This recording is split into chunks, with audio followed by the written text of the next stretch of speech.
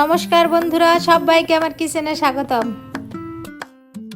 আজকে আমরা আপনাদের সাথে খুবই জনপ্রিয় একটি সাউথ ইন্ডিয়ান রেসিপি শেয়ার করব।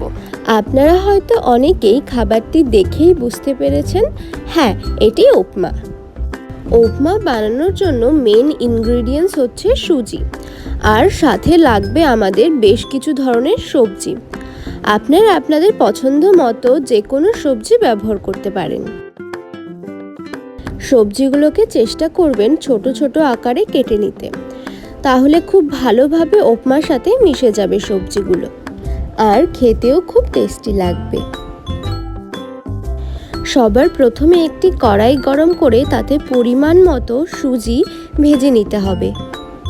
খুব ভালোভাবে সুজি ভাজা হয়ে গেলে একটি প্লেটে তুলে নিতে হবে। এবার কড়াইতে পরিমাণ মতো তেল দিয়ে তার মধ্যে সবজিগুলোকে একে একে ভেজে নিতে হবে।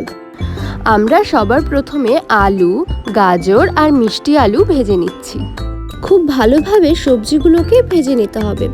সুজি যেহেতু খুব সহজেই সেদ্ধ হয়ে যায়, তাই এই সবজিগুলো যাতে কাঁচা না থাকে সেজন্য আগে থেকেই সবজিগুলোকে ভালোভাবে ভেজে নিতে হবে।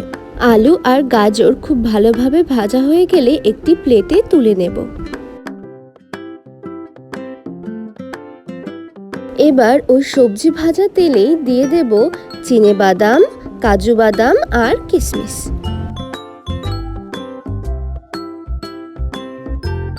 বাদাম আর কিশমিশ ভালোভাবে ভাজা হয়ে আসলে দেখবেন কাজু বাদামগুলো হালকা ব্রাউন কালার হয়ে এসেছে আর কিশমিশগুলো ফুলে উঠেছে, তখন নামিয়ে নিতে হবে।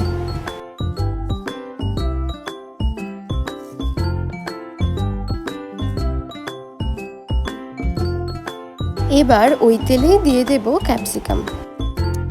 ক্যাপসিকামগুলোকে খুব বেশিক্ষণ ভাজার প্রয়োজন নেই। খুব বেশিক্ষণ ভাজলে ক্যাপসিকামগুলো একদমই গলে যাবে আর খেতে খুব একটা ভালো লাগবে না। কিন্তু এর পরিবর্তে যদি ক্যাপসিকামগুলো হালকা ক্রাঞ্চি থাকে তখন খেতেও খুব ভালো লাগবে। এবার সাথে দিয়ে দেব টমেটো কুচি।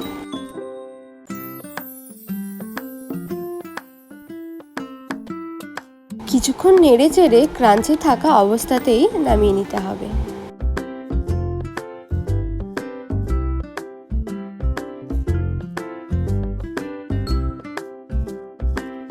এবার ওই সবজি ভাজা তেলের মধ্যেই 2 টিস্পুন ঘি দিয়ে দিতে হবে 5 ফোড়ন। 5 ফোড়ন ভালোভাবে নেড়ে চেড়ে তার মধ্যে দিয়ে দিতে হবে কারি পাতা আর দিতে হবে পেঁয়াজ কুচি। এটি যেহেতু একটি সাউথ ইন্ডিয়ান ডিশ, তাই চেষ্টা করবেন কারি পাতাটা ইউজ করার। Authentic south Indian dish try করতে হলে কিন্তু এই রুলসগুলো অবশ্যই ফলো করতে হবে। এবার দিয়ে দিতে হবে লঙ্কা কুচি।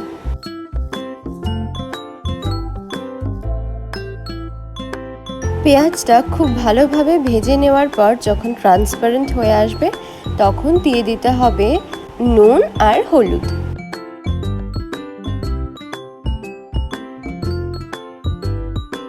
খুব ভালোভাবে নেড়ে চেড়ে এবার দিয়ে দিতে হবে জল উতলে তার মধ্যে দিয়ে দিতে হবে আগে থেকে ভেজে রাখা সুজি। এবার সবকিছু খুব ভালোভাবে নেড়ে চেড়ে মিশিয়ে নিতে হবে।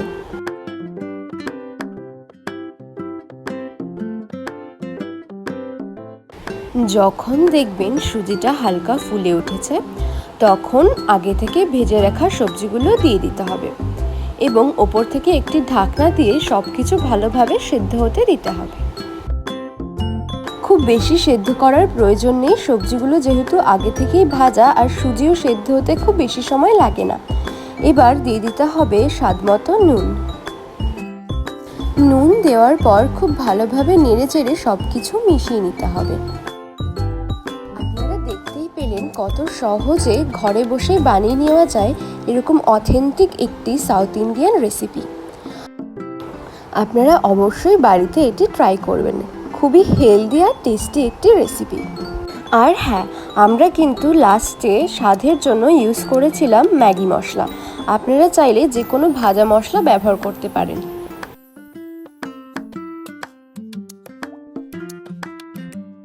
ভিডিওটি সম্পূর্ণ দেখার জন্য অসংখ্য ধন্যবাদ।